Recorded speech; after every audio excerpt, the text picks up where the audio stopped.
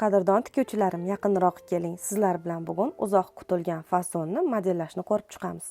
Bu fasonni spushniy andoza bilan modellasangiz ham bo'ladi, lekin men asos andoza bo'yicha ko'rsatishni ma'qul topdim. Yelka nuqtadan yelka chizig'i bo'ylab yeng uzunligini chizib olamiz va shu joydan boshlab 90 gradus burchakda 20 cm pastga tushamiz. Yana ham kengroq tushsangiz bo'ladi va belga qadar spushniy yengni modellab chizib olamiz. Ko'krak vitochka chizig'idan pastga to'g'ri chiziq bo'ylab fasonni modellab olamiz.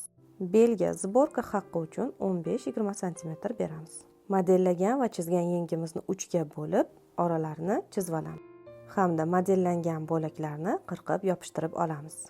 Etak qismini berilgan shu 15-20 cm bo'yicha bitsangiz ham bo'ladi yoki yanada kengroq xohlasangiz, oralarni xuddi shu ko'rinishda model chiziqlarga ajratib va yana ham kengayish haqqi berib, yopishtirib, kattaroq detal yasab olsangiz bo'ladi. Shu orada mening asos andozasi va modellashtirish kursimda o'qishni xohlaganlar uchun Telegram kanalda yaqin kunlarda to'liq ma'lumot berib o'taman. U yerda narxi, mavzulari haqida batafsil ma'lumot olishingiz mumkin bo'ladi. Telegram linki profil shapkasida joylashgan. Modellagan har bir bo'lagimizni mana shu ko'rinishda boshqa bir qog'ozga yopishtirib chiqamiz. Aytib o'tganimdek, etagini sborkaga yig'iladigan qismi xohishingizga qarab, xohlasangiz o'sha 15-20 cm berilgan bo'yicha bitsangiz bo'ladi.